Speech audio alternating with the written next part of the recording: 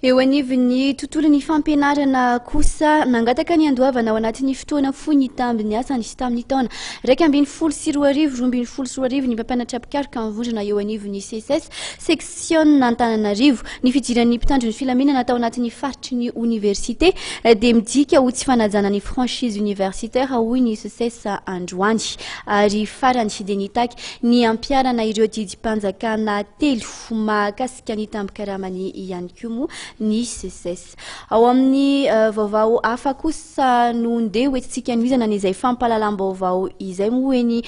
ny olana eny anivon'ny fiarahamonina eny lalankely ampiasain'ny mponina efa antaonany maro ao amin'ny fokontany Ambohimirary nokasain'ny fianakaviana iray monina ao an-toerana ho tapenana ka tsy ho afaka ampiasain'ny daholobe intsony tsy nisy fampilazana mialoha tamin'ny mponina moa mahakasika ity fikasan'ny fianakaviana iray ity fanadihadiana mahakasika an'izay kosa tateriny Ravakarandriamanalina sary nalainy mamy Rasamely.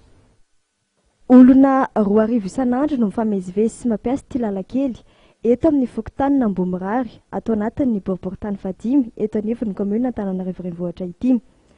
Fianakaviana iray milaza ho tompon'ny tany no manao asa fanamboarana eo amin'ity lalankely ity isan'andro efa ho 3 volana izao ary anapaka ny lalam-bahoaka raha ny fanazavana. Ity fianakaviana ity izay andalam-panamboarana trano lehibe eto an-toerana ary voalaza mponina fa tsy manaja ny fiarahamonina manodidina. Zay Ambohimirary zany ny fokontany Ambohimirary sy Ambatofotsy tsy manaiky an'izany mihitsy satria efa misy tany izay efa lalana taloha ny tapenany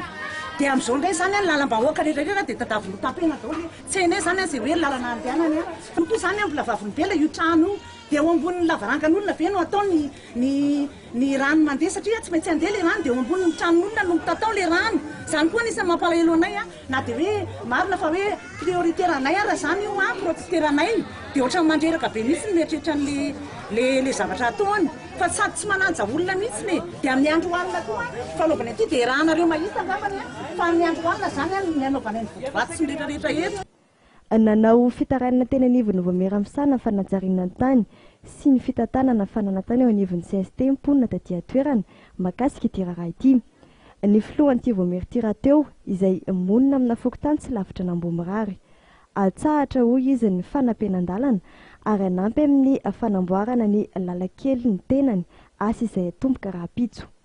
Amin'ny lalàna mba tsara fatangetrarehetra koa fa misy foana ny servitude de passage dia misy foana lalamasaka ka mba tsisy le kotana sy ny sisa dia efa milaza aloha zany izay eto voalohany tsy azo tapena ny lalana iny raha pitso any zany dia amboarina na tsy anao ny commune amin'ny Metsomoretona koa dia amin'ny vatokely roa camion mba nareo manao tsipaipaika raha pitso any dia ilainareo ny vola dia amboarina ny lalana. Avy hatrany dia niantso ny tompona andraikitra teo anivon'ny boriboritany 5 ity CST ity izay andefa teknisiany mijery fotony ny asa fanamboarana trano misy eo anivon'ity fokontany ity ary andray ny fepetra araka ny lalàna mifandraika amin'izany.